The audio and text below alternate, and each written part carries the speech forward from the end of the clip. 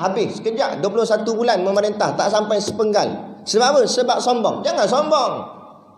Nah, sombong nak pergi mana sangat sombong. Kan? Ingatlah kita ni hebat sebab pinjaman sementara ada jawatan. Kalau kita duk sombong sangat, so Allah ambil jawatan kita, jadi orang bawah, dengan siapa kita nak berkawan? Macam lah ni, nak letak mana muka? Dah tak jadi apa-apa, dah jadi rakyat biasa. Nak letak mana muka? Nak pergi kedai pun segan. Takut orang ludah lagi. Orang dah meluap, dah menyampah. Lepas tu jangan sombong. Nah, sebagai contoh lah, tak kisahlah, ni contoh aja. Nah, kita jadi contoh, kita jadi ketua kampung, tok sidang. Nah, buatlah cara terbaik, layani orang dengan baik. Ni sikap sombong, contoh. Bukan kata sinilah contoh. Sikap sombong. So bila Allah tarik balik jawatan tu, kita nak bergaul dengan siapa? Kawan-kawan pun dah meluak dah. Boy, baru sekarang nak cari kami. Dulu masa hang jadi tok sidang, sombong dengan kami. Nak buat macam mana? Takut-takut mati esok pun orang tak nak datang solat jenazah. Allah. Nah, tu kata jangan sombong. Sombong habis. Sombong ni lah menyebabkan Allah murka kepada iblis, dilaknat sampai bila-bila.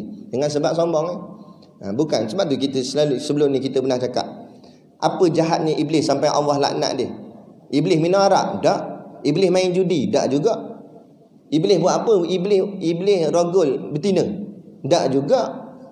Nah, tapi satu silap dia, iaitu sombong. Allah laknat sampai bila-bila. Nah, sebab itulah penyakit sombong dia terdedah pada semua. Boleh jadi kita yang geng masjid malam ni kita tak minum arak, insya-Allah. Kita tak main judi, insya-Allah. Kita tak mengerjakan perkara-perkara maksiat lain, zina dan sebagainya. Tapi jangan lupa kita terdedah kepada sifat sombong. Nah, mungkin kita tak minum arak, mungkin kita tak main judi, tapi kalau tak kena cara, tak jaga betul-betul, Allah jadi lekat dalam hati kita ada sifat sombong. Allah habis, Allah murka pada kita. Jadilah kita orang paling jahat, lebih jahat daripada orang yang minum arak. Ada orang buat maksiat tapi tak sombong. Ada orang dia minum arak tapi tak sombong. Bila kita tegur dia, apa ni minum arak ni, tak baik, dosa ni, masuk neraka. Yalah, betul juga, astagfirullah. Dia istighfar agak, dia lempar habis betul-betul arak. Tengok esok minum pula. Apalah kurang-kurang tadi dia tak sombong, dia dengar agak nasihat. Tapi ada orang dalam masjid, dia semayang, tiba-tiba ni kan ada budak sekolah agama ni. Budak sekolah pun semayang sekali. Bila habis semayang tu, budak tu tegur, Pakcik, tadi saya tengok pakcik angkat takbir tak betul. Pakcik angkat rendah je. Saya belajar kat sekolah, ustaz ajar angkat tangan ni mesti sama dengan telinga. Pakcik angkat sini je. Tengok, marah tak marah?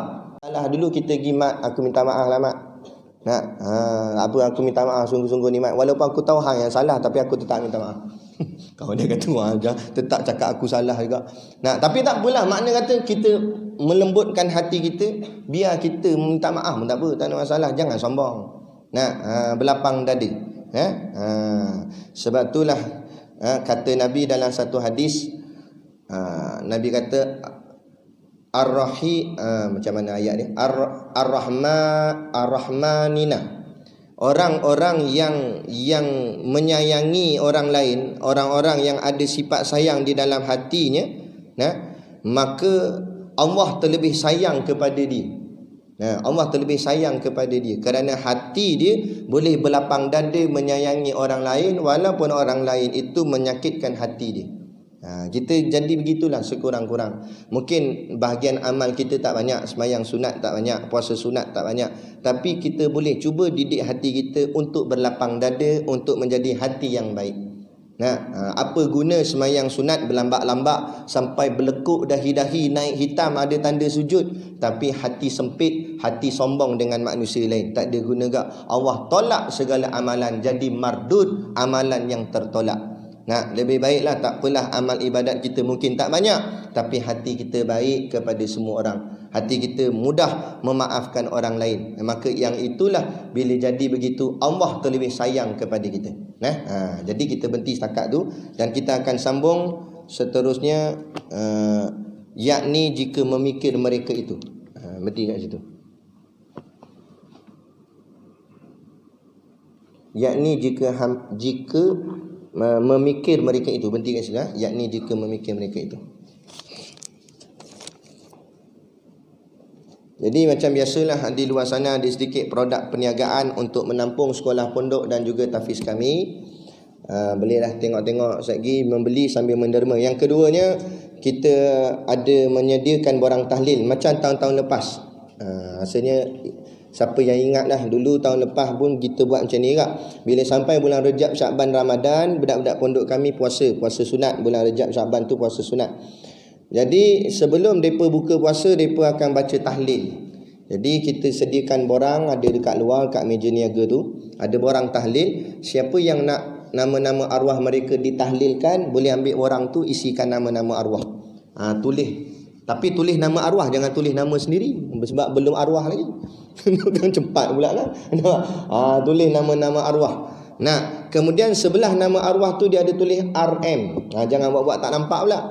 RM itu maknanya sumbangan. Jadi sumbangan ni terpulang lah, ikut tuan-tuan nak bagi-bagi, tak nak bagi sudah. Kita tak ada masalah, kita tak ada paksaan. Dan jangan pula lagi ada yang tanya, Ustaz, satu arwah berapa ringgit? Tak ada berapa-berapa ringgit, terpulang. Nak bagi-bagi, tak nak bagi sudah. Nak bagi bagus, tak bagi kedekut pahit. Tu je. Nampak? Tapi tak ada masalah. Kalaupun dia tak bagi sekalipun, nama ni tetap akan dibaca dalam tahlil tu. Jangan risau, tak ada masalah. Cumanya sumbangan yang tuan-tuan bagi tu kami serah kepada pondok, pelajar pondok untuk mereka beli barang juadah berbuka puasa. Jadi terpulang lah. Bagi sikit lah, bagi banyak lah. Terpulang. Kemudian yang ketiganya, kita tadi yang saya cerita tu untuk pelajar-pelajar pondok. Yang ketiga adalah untuk pelajar-pelajar tahfiz. Pelajar tahfiz ni diorang kita tak wajibkan puasa sunat ni lah. Maknanya siapa nak puasa je lah. Cuma nanti Ramadan semua tahfiz pun, budak-budak pun kita suruh puasa lah, selagi mana tak ada apa-apa masalah. Jadi kita buka majlis berbuka puasa. Kalau ada siapa-siapa di antara tuan-tuan yang ada rezeki lebih, untuk menaja pelajar-pelajar tahfiz berbuka puasa, sangat dialu-alukan. Kalau dua kaedah, sama ada kaedah nak bagi makan dengan cara dia masak sendiri, dia buat lauk apa semua, kemudian dia bawa pergi sekolah kami makan sama-sama, buka puasa dengan pelajar-pelajar tahfiz sekali pun boleh. Tapi bagi tahu saya tarikhnya bila, supaya kita buat preparation. Yang kedua, kaedah kedua, kalau tak apa Ustaz, malas nak masak-masak, saya bagi duit je lah. Bagi duit pun boleh. Untuk makluman, pelajar tahfiz kami seramai 180 orang. Itu termasuk semua sekali lelaki dan perempuan. Ni pelajar tahfiz saja, tak masuk pondok, tahfiz saja yang kita buka tajaan ni. 180 orang, lelaki dan perempuan. Kami kira-kira bajet, sepaling rendah bajet untuk majlis berbuka puasa 180 orang sekira-kira RM300. Jadi kalau siapa yang tak boleh nak masak sendiri, tapi dia nak bagi dalam bentuk duit, bolehlah bagi dalam nilai RM300 untuk dibeli barang juadah makan berbuka puasa pada hari yang ditentukan. RM300. Tapi kalau rasa berat juga 300 tu tak mampu, bolehlah bagi berapa banyak pun, RM10 ke RM1 pun tak apalah. Tapi nanti kami akan campur-campurkan dengan sumbangan orang lain sampai cukup 300. Kita booking hari tu, hari majlis berbuka puasa, dan nama orang yang sumbang tu kita akan sebutkan untuk didoakan supaya dimurahkan rezeki, insya-Allah.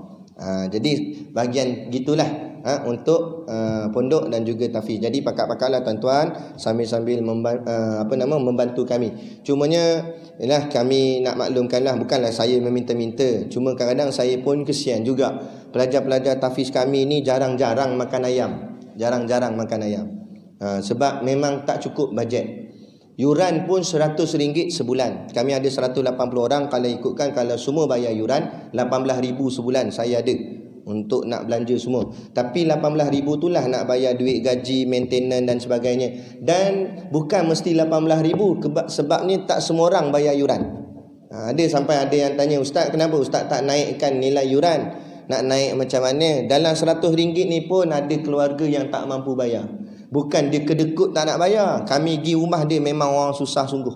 Memang orang susah. Kita tengok rumah pun kesian. Susah sungguh, dengan anak ramai dan sebagainya. Jadi walaupun yuran ni antara yuran terendah dalam mana-mana sekolah tahfiz dalam Malaysia ni, nak pergilah tanya mana-mana sekolah tahfiz, kami antara yang terendah. Walaupun dah rendah tahap ni, masih lagi ada orang di luar sana yang kehidupannya susah, tak mampu nak bayar yuran bulanan RM100. Nah, jadi memang tak boleh cukup 18,000 tiap-tiap bulan tu. Jadi kami tampung dengan barang niaga, kami tampung dengan tabung derma dan sebagainya. Itulah yang kami tampung-tampungkan untuk soal kehidupan. Nah, jadi kalau ada tuan-tuan ada rezeki lebih, bolehlah pakat-pakat bantu. Moga-moga menjadi amal jariah pada pelajar-pelajar ni. Mana tahu dia, bila besar esok depa ni jadi ulama, kita dapat pahala walaupun kita sudah tidak ada di atas muka bumi, insya-Allah. Nah, jadi sekadar tu. Wabillahi taufiq wal hidayah. Wassalamualaikum warahmatullahi wabarakatuh.